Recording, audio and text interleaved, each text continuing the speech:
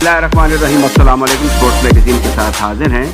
हमारा ये हफ्तावार प्रोग्राम है और रेडियो पाकिस्तान के एफएम और मीडियम वेव चैनल से नशर किया जाता है। आपकी पसंदीदगी का बहुत बहुत शुक्रिया। आपके हमें बहुत से पैगामात मिलते हैं और आप हमारे जो माहिरीन हैं उनकी गुफ्तगू को पसंद करते हैं। प्रोग्राम के मेयार की आपने तारीफ की, आपका बहुत बहुत शुक्रिया। आज हम आगाज़ करेंगे पाकिस्तान के कौमी खेल हॉकी से। आप जानते हैं कि कुछ बेहतर खबरें आई वो इस तरह के पाकिस्तान ने जूनियर एशिया कप जो ओमान में खेला गया उसके फाइनल के लिए क्वालिफाई किया, फिर नेशनल कप में पाकिस्तान ने फाइनल के लिए क्वालिफाई किया। अभी जो आपने देखा कि जो अंडर 18 चाइना में चैंपियनशिप उसमें ही पाकिस्तान फाइनल में पहुंचा, लेकिन तीनों इवेंट्स में पाकिस्तान फाइनल जीत नहीं सका। बेहतरी हुई है कुछ पाकिस्तान की हॉकी की वर्ल्ड रैंकिंग में। अब हमारे पास जो इस वक्त मालूमात है वो यही है कि पाकिस्तान हॉकी फेडरेशन के हवाले से इनके जो सदर साहब हैं और सेक्रेटरी साहब जो हैं इन पर जबरदस्त तनकीद की जा रही है। दो पहलू हैं, एक माली भी है और एक इंतजामी भी है। अब ये खबर भी थी कि जब चाइना टीम पहुंची अंडर 18 चैंपियनशिप में शिरकत के लिए तो एयरपोर्ट से उस शहर तक जाने के लिए ट्रांसपोर्ट का इंतजाम नहीं था और स्ट्रैंडेड हो गए हमारे नौजवान वहां पर। अब मजाज पर कितना गला गुजरा होगा उन नौजवानों के, ये वही बेहतर बता सकते हैं। बहरहाल हम इस बात को एक तरफ रखते हैं, लेकिन हॉकी में जो बेहतरी उसके हवाले से तजावीज़ जानते हैं और ये हमें बताएंगे पाकिस्तान के जाने माने हॉकी एडमिनिस्ट्रेटर। और ऐसे हॉकी एडमिनिस्ट्रेटर हैं जिन्होंने पाकिस्तान के टॉप के दो इदारों में खिदमत अंजाम दी, एक तो अफवाज पाकिस्तान और दूसरा पाकिस्तान इंटरनेशनल एयरलाइन। फिर पाकिस्तान को हॉकी में इंटरनेशनली रिप्रेजेंट किया कलम मुदस्सर साहब जो हैं, ये एक हाउस होल्ड नेम है। हम इनका शुक्रिया भी अदा करते हैं कि उन्होंने हमें ज्वाइन किया। जनाब अस्सलाम वालेकुम। वालेकुम सलाम and thank you very much for having me with you. हमने देख लिया कुछ यंगस्टर सामने आए हैं, लेकिन हॉकी पर जो इस वक्त इदारे की सतह पर जो नुक्ताचीनी है, पहले मुझे ये बताइए कि इदारा कितना कमजोर होता है और खिलाड़ियों पर जब नॉन पेमेंट ऑफ ड्यूज होते हैं उसके क्या असरात मुरतब होते हैं। एक इमेज है हमारा इंटरनेशनली, मुझे लगता है उसको तो बड़ा 3-13 किया है फिल वक्त कहना होगा हॉकी फेडरेशन ने, अगर ये जो खबरें हैं ये दुरुस्त हैं। यार Raja Sahab, please try to understand one thing, you are a very very old journalist and I have lot of respect for you. अब देखें, आप इंसेंटिव का क्या मतलब होता है। एक प्लेयर को जब आप इंसेंटिव ही ना दें और देना क्या है, उनका हक भी मारें। आप देखें, मैं I am not into the politics of Pakistan hockey federation, I would rather stay away. अब जो मैं देख रहा हूँ या सुन रहा हूँ कि लड़कों को डेली अनाउंस नहीं मिल रहा और सेक्रेटरी और प्रेसिडेंट हर टूर्नामेंट में टीम के साथ चले जाते हैं। मैंने अभी देखा कि मलेशिया में गए हुए थे। ये आपका क्या काम है? मैनेजर कोच इतनी टीम जाती है टीम के साथ, अब वो टीम जब परफॉर्म्स करके आए आप उनसे पूछे, अकाउंटेबिलिटी करें उनसे और उनको आपका जाना वहां बनता ही नहीं है। जब भी प्रेसिडेंट सेक्रेटरी टीम के साथ जाएंगे वो हमेशा टीम के लिए सरदर्दी रहेंगे, मैनेजमेंट के लिए सरदर्दी रहेंगे। और बिसाइड्स अगर इतना फाइनेंशियल आपके पास नहीं है तो आप इस तरह का एक्स्ट्रा बर्डन क्यों लेके जाते हैं? This is one. और दूसरा ये है कि मैं नहीं समझता कि कुछ मुझे कोई इतनी बड़ी कामयाबी नजर नहीं आ रही। ये let me discuss with you first, जो भी नेशनल जो ये खेल गया है मलेशिया में, इनमें इतनी अच्छी परफॉर्मेंस नहीं थी, ठीक है, ये लॉस्ट इन द फाइनल। अब देखें Raja Sahab, you are a sportsman by yourself. मैं जो आपसे बात करूंगा, you tell me I am wrong if I am wrong. देखें, ये इस टीम को 2 मैच के लिए तैयार ही नहीं किया गया, सेमीफाइनल जीत गए बड़ा अच्छा खेल के, अगले दिन न्यूजीलैंड से 15 मिनट में 3 गोल खा गए। परफॉर्मेंस, ये तो कोई परफॉर्मेंस नहीं। और 6 गोल खा गए एक टीम से जो कि इतनी बड़ी टीम भी नहीं है।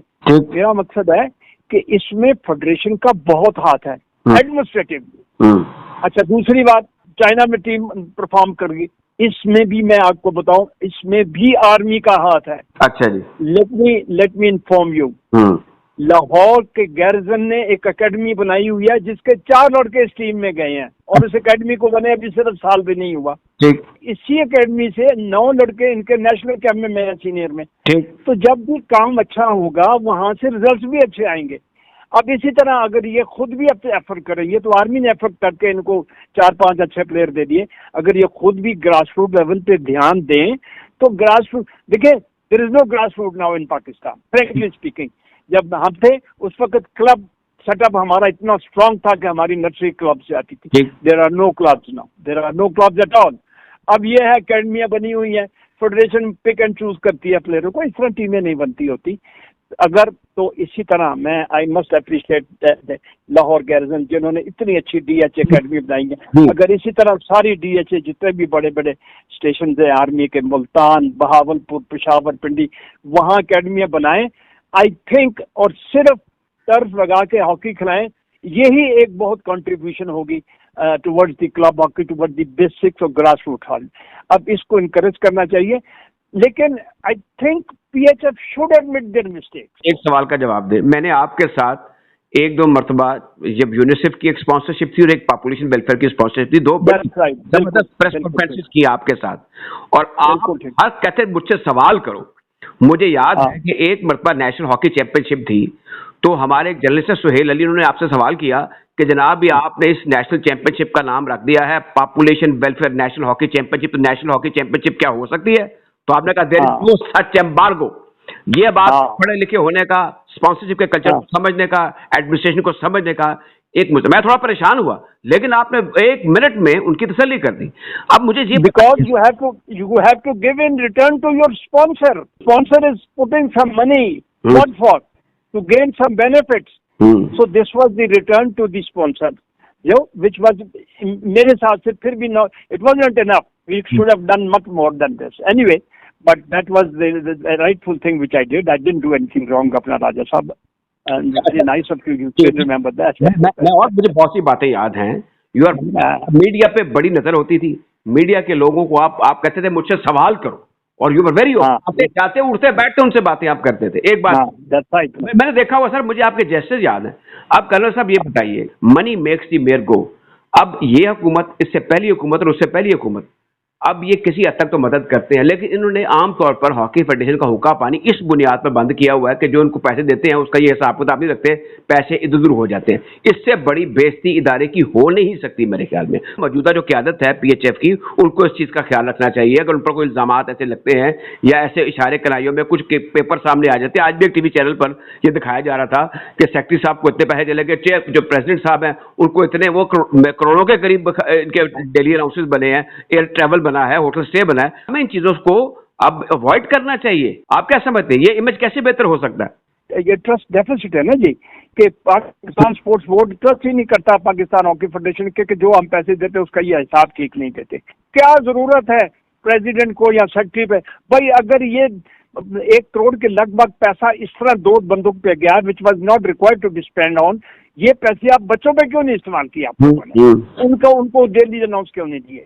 देखिए, जब तक बच्चों को डेली अनाउंस और ट्रेनिंग उनकी सही नहीं होगी, वो परफॉर्म नहीं कर सकते। ठीक है, आफ्टर ऑल हर बंदे की रिक्वायरमेंट होते हैं। I know money is not the only solution, but this is one of the requirement of our life. आप कैसे कह सकते हैं कि आप सिर्फ खेलिए और पैसे आपको हम बाद में देंगे? तो बच्चों का भी जो है ना, जो है हॉकी फेडरेशन पे, वो ट्रस्ट नहीं है, इसलिए वो परफॉर्म भी उनकी जो है, परफॉर्मेंस भी उनकी जो है वो उस किस्म की नहीं है जो कि एक प्लेयर को फुल थ्रॉटल में करनी चाहिए, and which is a very sad story, very sad.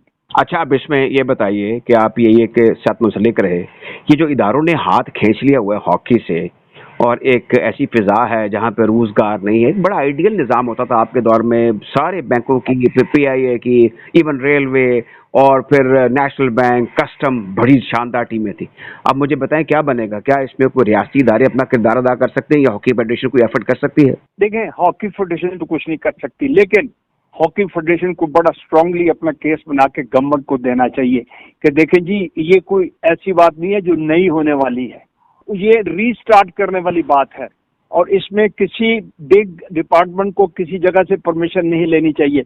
Her bank कह लें, प्राइवेट जितने भी अदारे जिनकी टीमें थी, वो पैसे खर्च करती है ना, तो वही पैसे अगर स्पोर्ट्स पे खर्च कर देंगे टीमें बना के, तो उनमें आपके लड़कों का भला हो जाएगा। मैं इसके अलावा एक छोटा सा सजेशन देना चाहता हूँ Raja Sahab, I think if you can convey my suggestion to the right areas. अगर गवर्नमेंट अपने चारों प्रोविंसेस में उनको रिक्वेस्ट करे कि चारों प्रोविंस जो है 50-50 करोड़ रुपया Pakistan hockey federation for the betterment of hockey दे दें, और उसके बाकायदा गवर्नमेंट लेवल पे उसकी वो अकाउंटेबिलिटी हो, अगर ये चारों सूबे दे दे तो इससे हॉकी की बहुत खिदमत हो सकती है। आई डोंट थिंक 50 करोड़ रुपया एक सूबे के लिए देना हॉकी फेडरेशन को कोई मुश्किल काम हो। आखिर में कर्नल मुदस्सिर साहब, ये जैसे आपने फरमाया कि हम जूनियर एशिया कप में 2-0 में हार गए फाइनल में, फिर जो नेशनल कप हुआ उसमें 6-2 से हम फाइनल में हार गए, फिर अंडर 18 में हम 3-0 हार गए। ये आपने टैलेंट देख लिया होगा, आपने टैलेंट जो देखे, क्या आप इससे मुतमईन हैं इस लेवल से? देखिए राजा साहब, जो लड़के परफॉर्म अभी कर रहे हैं ना, आई कैन वेरी कॉन्फिडेंटली से कि अगर 4 ईमानदार बंदे लग जाएं इस टीमों के साथ, 4 ईमानदार बंदे, तो ये जब फाइनल में खेल रहे हैं ये फाइनल जीत के आ सकते हैं। सिर्फ 4 बंदे ईमानदार ढूंढ के लगा लें कहीं से। अगर कोई शक है तो I will recommend those 4 names myself to the hockey federation, और उनको लगा लें। अगर ये रिजल्ट न दे 2 साल बाद, उनको किक देम आउट। लेकिन मैं समझता हूँ ऑनेस्टी सबसे पहले होनी चाहिए। ऑनेस्टी और hard work is a little combination. अगर ये जहां भी होगा, अब देखिए ना, लड़कों को भी पता है कि हम क्या खेलेंगे, हमें को लोग आफ्टर करने वाला कोई नहीं। अब इस तरह फिर भी वो फाइनल खेल रहे हैं। लेकिन देखें राजा साहब, फेडरेशन अपनी गलती माननी चाहिए। मैं अभी भी महसूस करता हूँ कि there are grossly misdoings and wrongs in the Pakistan Hockey Federation. Otherwise ऐसा रिजल्ट नहीं आता। Please give me a minute. I want to explain you one thing. Mind ना करें राजा साहब, I must finish it off within 1 minute. देखें, football को ले लें, दुनिया की 5-6 टीमें हैं, Brazil, Argentina, Germany, Spain, England, ये हमेशा 1 से लेकर चौथे 5वें तक रहते हैं। कभी इन टीमों को 9वें 10वें नंबर पे आते सुना है आपने? नो। हारते हैं, अगले 4 साल के बाद तैयारी करके सेकंड से फर्स्ट होते हैं, थर्ड से फर्स्ट सेकंड आ जाते। वो इतनी बड़ी टीम हॉकी की, जिसने ओलंपिक जीता, वर्ल्ड कप जीता, एशियन गेम जीता, हर चीज जीती हुई, इसको आपने 18वें नंबर पे ले आए। One must admit there is something seriously wrong administratively. Please believe me, this is my assessment. Colonel Sahab, ये जो आपने आखिर में बात की है ना, 4 बातें थे वो, मेरे ख्याल में वो एक मिशले राह है हॉकी चलाने वालों के लिए। दुनिया की कोई टीम ऐसी नहीं है जो नंबर 1 से नंबर 18 पे चली जाए, बॉटम पे चली जाए। It is not possible, it is not possible. अगर एक टीम नंबर 1 अगर फ्लूक से हुई है तो दैट्स अ डिफरेंट थिंग। लेकिन फिर अगले दिन अगर एक टीम फ्लूक से नंबर 1 हुई तो उसके बाद फिर वो बहुत नीचे आती है। लेकिन हमारी टीम तो कभी भी फ्लूक से नंबर 1 नहीं थी। हमारी टीम तो हमेशा मेरिट के ऊपर जीतती होती थी, जिसको 18वें नंबर पे ले आए आप। I am really very disappointed. अब क्या करेंगे? अब पिछले बेहतर ये है कि पिछलों को भूल जाए और अब आइंदा आने के लिए इम्प्रूवमेंट करें। अब यही है दुआ कर सकता हूँ कि जो आपने मशवरे दिए हैं और जो आपने इस सिलसिले में अपने कंसर्न शो किए हैं, जो इदारा है पाकिस्तान हॉकी फेडरेशन, वो उनको तजावीज़ समझ ले और उस पर अमल पैरा हो जाए। It's never too late. I hope यार, I wish and hope Raja Sahab, I wish and hope this is for the betterment for hockey, nothing else. बहुत बहुत शुक्रिया जनाब colonel Mudassar Asghar Sahab. Thank you very much Raja Sahab and God bless you. अस्सलाम वालेकुम जी। ये थे colonel Mudassar Asghar. सामीन कराम, वॉलीबॉल की दुनिया से एक अच्छी खबर यह है कि पाकिस्तान की वॉलीबॉल टीम ने, यानी पाकिस्तान की अंडर 16 वॉलीबॉल टीम ने, जो एशियन अंडर 16 चैंपियनशिप हो रही है उसके सेमीफाइनल के लिए क्वालिफाई कर लिया, और ये क्वालिफाई करने वाली पहली टीम बन गई है। और ये लगातार 5वीं जीत है पाकिस्तान की अपने पूल में, और इस तरह पाकिस्तान को इज्जत मिली है, वकार मिला है। पाकिस्तान के ग्रुप में कोरिया और फिर सऊदी अरेबिया और चाइनीज तपाई जैसी टीमें थी जिनको पाकिस्तान की शिकस्त दी। चुकू को आगे बढ़ाते हैं, हमारे साथ इस वक्त मौजूद हैं chairman Pakistan volleyball federation Chaudhry Mohammad Yaqoob साहब। जनाब अस्सलाम वालेकुम। जी अस्सलाम वालेकुम जी राज साहब। जनाब आपको भी मुबारक हो और हमारे सुनने वालों को भी मुबारक हो। आपकी फेडरेशन के तवज्जुह से और आपके नौजवान खिलाड़ियों के तवज्जुह से पाकिस्तान को एक बड़ी कामयाबी हासिल मिली, और ये इसलिए बड़ी कामयाबी है कि ये हमारा वो जौहर है जिसने आगे जाकर पाकिस्तान की कौमी टीम में शिरकत करनी है। तो इस कामयाबी पर आप क्या कहना चाहेंगे? ये हमारे लिए पाकिस्तान वॉलीबॉल फेडरेशन के लिए बड़ी खुशी की बात है, और पूरे पाकिस्तान के वो लोग जो बड़े बायूस थे एक अरसे से कि पाकिस्तान की स्पोर्ट्स बहुत नीचे जा रही है, अल्लाह का शुक्र है कि वॉलीबॉल वो कम से कम ऊपर जा रही है। और हमारी जो इस वक्त हमारी कोशिश ये है कि ना सिर्फ हम सीनियर टीम के ऊपर तवज्जो दें, बल्कि हम डिफरेंट एज ग्रुप्स जो है उसके ऊपर तवज्जो दे के अपनी यूथ को डेवलप करके ऊपर लेके आए, ताकि फ्यूचर के लिए वो अपनी सीनियर टीम और अपनी पाकिस्तान की नेशनल टीम का हिस्सा बन सके। हमने अंडर 19 और अंडर 16, ये अंडर 19 जो इस वक्त है उसने वर्ल्ड के लिए चैंपियनशिप के लिए क्वालिफाई किया है, और वो 22 तारीख को ताशकंद खेलने के लिए जाएगी वर्ल्ड चैंपियनशिप। ये पहली दफा पाकिस्तान की तारीख में हुआ कि हमारी जूनियर टीम ने वर्ल्ड चैंपियनशिप के लिए क्वालिफाई किया और वो जाएगी। अब हमारी खुशकिस्मती से जो जूनियर टीम है अंडर 16 उसने भी वर्ल्ड चैंपियनशिप के लिए क्वालिफाई कर लिया, और कल सेमीफाइनल पाकिस्तान खेलेगी। और आज पाकिस्तान ने अभी तक होने वाले 5 मुकाबले 3 प्रिलिमिनरी राउंड, उसके बाद प्री क्वार्टर फाइनल जिसमें इंडोनेशिया के साथ खेला, और प्रिलिमिनरी राउंड में कोरिया के साथ खेला जो कि एशियन चैंपियन रही है 3 से 4 दफा। उसके अलावा हमने चाइना ताइपाई को हराया, उसके अलावा सऊदी अरेबिया को, और आज हमारा मुकाबला ईरान जो कि एशियन चैंपियन है उसके साथ था। और अल्हम्दुलिल्लाह हमारे लड़कों ने बहुत अच्छा खेला और 3-1 के साथ पाकिस्तान ने ईरान को जीता। कल हमारा जो दूसरे ग्रुप से जो दो पूल्स हैं जिनके अंदर से आज जापान और इंडिया का मुकाबला हुआ, उसमें से इंडिया का जो है वो जापान जीत गया इंडिया से, और पाकिस्तान जो इधर से विनर आया है ये क्रॉस करेगा नंबर 2 टीम के साथ जो इंडिया है। कल हम सेमीफाइनल खेलेंगे इंशाल्लाह, और अगर अल्लाह ताला ने तौफीक दी लड़कों को और वो अच्छा खेले तो फिर इंशाल्लाह पाकिस्तान परसों फाइनल खेलेगा अंडर 16 का।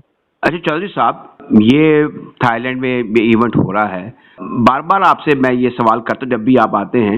अब कुछ खबरें ऐसी थी हमारी हॉकी टीम के हवाले से कि जब ये चाइना पहुंची तो आगे से फिर जो डिस्टेंस शहर जहाँ पर ये अंडर 18 एशियन चैंपियनशिप हो रही थी वहां तक पहुंचने के लिए कोई आमतरफ के सिलसिले में को रखना पड़ा। आपकी फेडरेशन का मैंने सदर दफ्तर देखा है, बजाय वहां पर कोई जो काम करने वाले उनका ठाठे मारता हुआ समंदर नहीं है, ना कोई इतनी माली यानत है या स्पॉन्सरशिप है इस खेल में। तो जरा एक मतलब बताइए ना कि इतने दूर ममालिक में हर किस्म की टीमें भेजना, अंडर 16 भेजना, कौमी टीम को भेजना। साहब हमारे हमें ये मुझे बहुत सारे लोग पूछते हैं कि ये कैसे हो रहा है। कोशिश की है कि हम अपने जो भी हमारे पास हमें स्पॉन्सरशिप मिलती है उसको हम बचा के इस्तेमाल करें और उसका सही पैसा करें। हमें इस वक्त एंग्रो ने पहले 3 साल के लिए हमें बहुत सपोर्ट की। इनिशियली तो मैं समझता हूँ एंग्रो को बहुत क्रेडिट जाता है। अब हमें अलाइड बैंक जो है उसने सपोर्ट दी है, और उसके साथ एफएफसी जो है वो पाकिस्तान की जो जूनियर अंडर 19 टीम है उन्होंने कहा कि हम इसको पिकअप करके इसके अखराजात बर्दाश्त कर लेंगे। तो मतलब ये है कि हमारी कोशिश ये है, ये बहुत ज्यादा ये हमारे पास स्पॉन्सरशिप नहीं आई है, लेकिन उसको सही तरीके से उसका इस्तेमाल करके हम कोशिश करते हैं। हम टिकटें भी जब खरीदने लगते हैं एयर ट्रेवल के लिए भी, उसमें भी पूरी जद्दोजहद करके कि भाई सस्ती टिकट्स मिल जाए हमें हर तरीके से, फिर वो हर तरीके से पैसे बचाने की कोशिश करते हैं। एक कमी इस वक्त जो हमारे अंदर ऐसा मौजूद है जो बच्चे महसूस कर रहे हैं, हम उनको ट्रेनिंग के दौरान कुछ ज्यादा हम उनकी छोटी मोटी हेल्प कर रहे हैं, फाइनेंशियली ज्यादा नहीं कर सक रहे, बिकॉज हमारे पास जिस तरह क्रिकेट के अंदर वो ये है कि उनको कुछ बच्चों को जो ट्रेनिंग के दौरान सिर्फ या अदरवाइज एक लिस्टेड है, रजिस्टर्ड प्लेयर्स हैं कैटेगरी वाइज, उनको जो पे करते हैं मंथली वाइज, हम वो नहीं कर रहे। हमारे बच्चे इस वक्त सिर्फ इस बुनियाद पे खेल रहे हैं कि उनको किसी जगह पे नौकरी मिल जाएगी जब वो नेशनल टीम का हिस्सा बन जाएगा, सीनियर या जूनियर का, या वो मुल्क से बाहर जाके प्रोफेशनल खेलेंगे जी। क्योंकि इस वक्त कोई 10 बच्चे ऐसे हैं जो मुल्क से बाहर प्रोफेशनल खेल रहे हैं ठीक, और उसमें से 2-3 लड़के तो ऐसे हैं जो बहुत अच्छी इनकम कमा रहे हैं। अच्छा। तो उसको देख के एक अट्रैक्शन क्रिएट हुई है। अगरचे हमारे पास इतने वाफर इस वक्त भी वसाइल नहीं है, कि अगर हमारे पास वाफर वसाइल हों तो मुझे ये है कि भाई बच्चों को बाहर से एक रीजनेबल अमाउंट मिलनी चाहिए। मेरे तो अपनी फैमिली वाले कहते हैं कि अगर इन बच्चों को आप नहीं दे रहे तो आप बड़ी ज्यादती कर रहे हो कि वो ट्रेनिंग के दौरान आप उनको कुछ नहीं दे रहे। हम कोशिश करेंगे कि अब अगले आने वाले साल से हम कुछ ये भी करें कि हम उनकी कोई मुनासिब तरीके से फाइनेंशियल हेल्प कर सकें।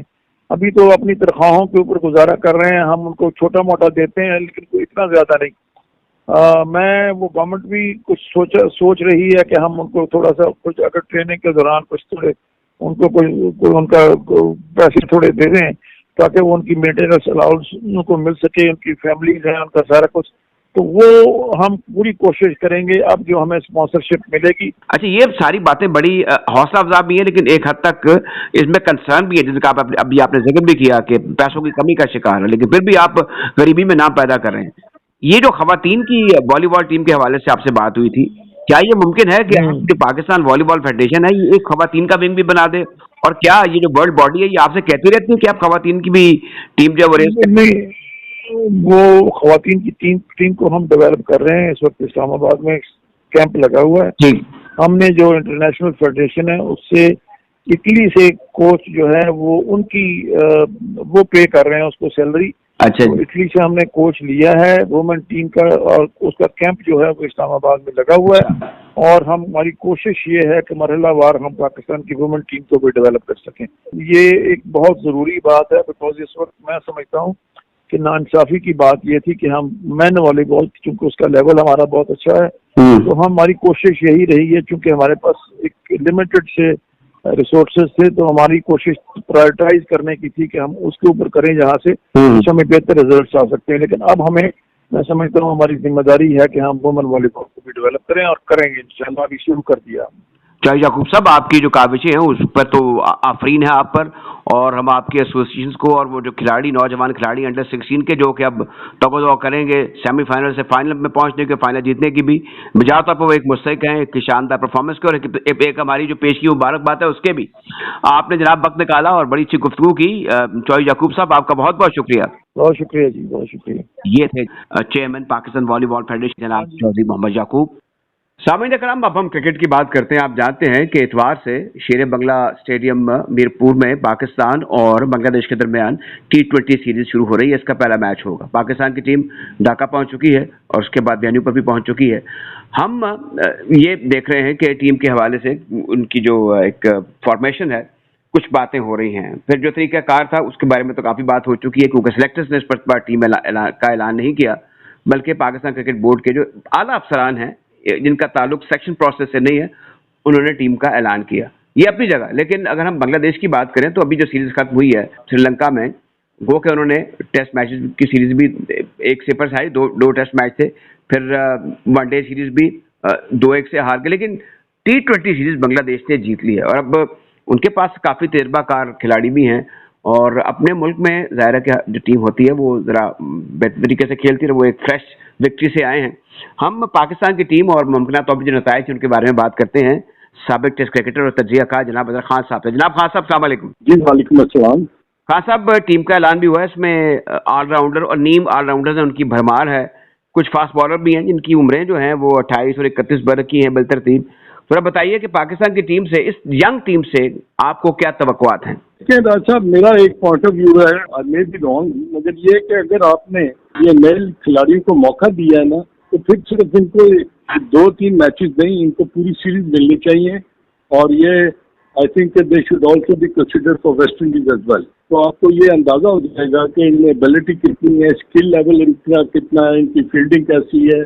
T20 क्रिकेट का वर्ल्ड कप भी आने वाला है, उसको ये किस तरह अपने इनकैलकुलेट करते हैं अपने सिस्टम में। तो ये हमेशा, अगर आप किसी को चांस दे रहे हैं ना, तो please give him proper 10 to 15 matches, ताकि आपको एक तसल्ली हो जाए कि ये लड़के जो हैं अकॉर्डिंग टू द रिक्वायरमेंट ये खेलना जानते हैं, ये T20 क्रिकेट की जो इंट्रिकेसीज हैं उनको ये बेहतर तरीके से समझते हैं। वैसे जितनी वैरायटी हमारे पास स्पिनर्स की है और पेसर्स की है, बांग्लादेश के खिलाफ अगर हम देखेंगे तो हमें एक एज होना चाहिए। मेहदी हसन मेराज से आप पुराने वाकिफ में, वो ऑफ स्पिनर हैं। फिर राशिद हुसैन तो लाहौर कलंदर जैसे लीग भी खेल चुके हैं, लेग स्पिनर हैं। फिर फास्ट बॉलर्स भी उनके पास हैं।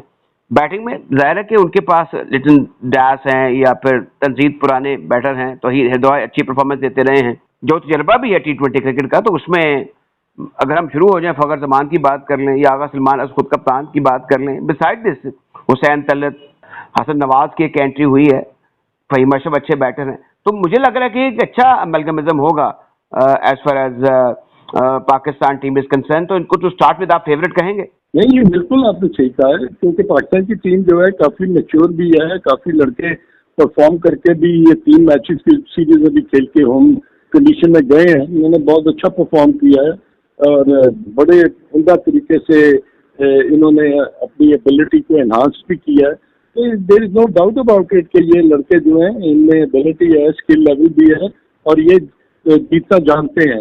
तो but as a matter of fact अब ये कंडीशन जो है ना वो बांग्लादेश की डिफरेंट होंगी, क्योंकि बांग्लादेश ने श्रीलंका में जाके जो T20 सीरीज जीती है उससे उनका मोरल थोड़ा सा हाई हुआ है और उनको ये पता है कि वो एक टफ टाइम पाकिस्तान की टीम को दे सकते हैं एंड समहाउ उधर वो मैच जीत भी सकते हैं। ये एबिलिटी जो होती है ना, ये हमेशा आपके सिस्टम में अगर आ जाए ना, तो आप फिर जब बुरा खेल रहे हो ना तो आप उसको बिल्कुल कन्वर्ट कर लेते एक अच्छा खेल लेने।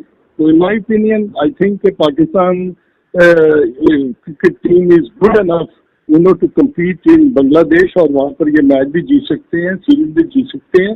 आई डोंट थिंक सो कि कोई इसमें कोई ऐसी दो राय है कि पाकिस्तान टीम के पास बैटर्स भी अच्छे हैं, इनके पास स्पिनर्स भी अच्छे हैं, और इनके पास फास्ट बॉलर जिसका भी आपने जिक्र किया अच्छा कॉम्बिनेशन है। तो मैं in my opinion Pakistan team is good enough to beat Bangladesh in their own conditions. आपसे बहुत से सवालात हो सकते हैं, मैं दो सवाल आपसे और करूंगा। एक सवाल तो ये है, लॉर्ड टेस्ट की अगर बात करें, ये हारने के बाद हमसाया मुल्क में ये सफ़े मातम को बिछ जाती है। साबिक क्रिकेटर जो हैं, बड़े बड़े क्रिकेटर्स भी जो हैं, वो हर वक्त रोना धोना शुरू कर देते हैं और रुकता ही नहीं है। बहुत बड़ी मजबूत टीमें हैं दोनों, बड़ी अच्छी एंटरटेनमेंट उन्होंने दी, लेकिन ये जो एक मजबूत टीम के खिलाफ एक निस्बतन कमजोर टीम का जीतना जो कि इंग्लैंड है, आपको वैसे अगर उसको आप समअप करें, क्या आपको खामियां नजर आई, क्या फर्क रह गया हिंदुस्तान 2-1 से पीछे है अभी? नहीं, मैं नहीं समझता। ये बहुत अच्छी क्रिकेट हुई है, बड़ा एक्साइटिंग टेस्ट मैच था, बड़ी ही चैलेंजिंग जो सिचुएशंस थी इसमें से दोनों टीमें निकली हैं। टेस्ट क्रिकेट का मजा यही है कि आखिरी सेशन तक ये नहीं पता था कि कौन सी टीम जीतेगी, और यही चीजें जो है ना ये टेस्ट क्रिकेट को बामिया रूट पर लेके जाती हैं। अब बात ये है कि इंग्लैंड जीती है, और इंग्लैंड किस तरह जीती है उसमें आई थिंक उनके कैप्टन का रोल बड़ा इम्पोर्टेंट था। He bowled with lot of stamina, with skill, with zeal and with intensity, लंबे स्पेल किए हैं। तो मेरा ये अपना ख्याल है कि इन स्पाइट ऑफ दिस के उनके जो बशीर थे जो बॉलर, वो और स्पिनर वो अनफिट भी हो गए, उनकी उंगली भी फ्रैक्चर हो गई लेफ्ट हैंड की, और he still manage to bowl according to the situation, और वो आखिरी बैटर को भी उन्होंने आउट किया। और बड़ी देर के बाद जितने भी सेशन हुए हैं सब ऐसे लगते थे कि कोई टीम जो है ना उसका पल्ला भारी नहीं है। अच्छा जी, ये बात तो होगी। अब पाकिस्तानी यंगस्टर जो है, शाहीन जो हैं, ये एक्सपेक्टेडली दौरा कर रहे हैं इंग्लैंड का और ऑस्ट्रेलिया का। इंग्लैंड में मुझे लगता है मैचेस कम हैं, लड़कों की तादाद ज़्यादा है। सिमिलरली अबाउट ऑस्ट्रेलिया मेरी रिजर्वेशन ये है कि डार्बिन में सारे मैच होंगे। क्या ये अच्छा होता है कि हम स्टेट की कोई बी टीम के खिलाफ या इवन किसी स्टेट टीम के खिलाफ खेलते हैं? अच्छे खासे क्रिकेटर, तजर्बाकार क्रिकेटर शामिल हैं, बल्कि बात तो उमर रसीदा भी टीम का हिस्सा है। जरा बताइए ना। और दूसरा, कप्तान आप समझते हैं कि वैसे तो मियां सईद भी पाकिस्तान इंग्लैंड के कप्तान बन के इंग्लैंड जा चुके हैं जब उनकी उम्र काफी हो चुकी थी। कप्तान जो सऊद शकील के बारे में बातें हो रही हैं कि उनको नहीं होना चाहिए था या होना चाहिए था, तो ओवरऑल जो मैंने बातें की, आप इन तमाम सूरत हाल को किस तरीके से देखते हैं? नहीं, मेरा ख्याल है कि ठीक है, एक एक्सपीरियंस मिलेगा, लड़के जाएंगे ऑस्ट्रेलियन कंडीशन में, डार्बिन में खेलेंगे, उनको पता चलेगा कि बाउंसी पिच पर अपनी एबिलिटी को किस तरह एनहांस करना है, किस तरह मैच को जीतना है, किस तरह रन्स करने हैं। बॉलर्स को पता होगा कि किस लाइन और लेंथ पर बॉलिंग करनी। आई think it's not a bad idea. हाँ, अब अगर कोई उमर रसीदा लड़का गया तो पता चल जाएगा तो उसका फिटनेस लेवल कितना है, वो कैसा परफॉर्म करता है। But I think it's all in all it's not a bad thing to do. बहुत शुक्रिया जनाब अजहर खान साहब। थैंक यू वेरी मच, बहुत शुक्रिया। ये थे जनाब अजहर खान। इसके साथ ही हमारे आज के प्रोग्राम स्पोर्ट्स में जदीद का वक्त खत्म होता है। मेजबान राजा असद अली खान को इजाजत दीजिए। इस प्रोग्राम के प्रोड्यूसर थे शाहरुख फखर, जबकि मुंतज़िम आला है डॉक्टर अहमद सुहेल बसरा।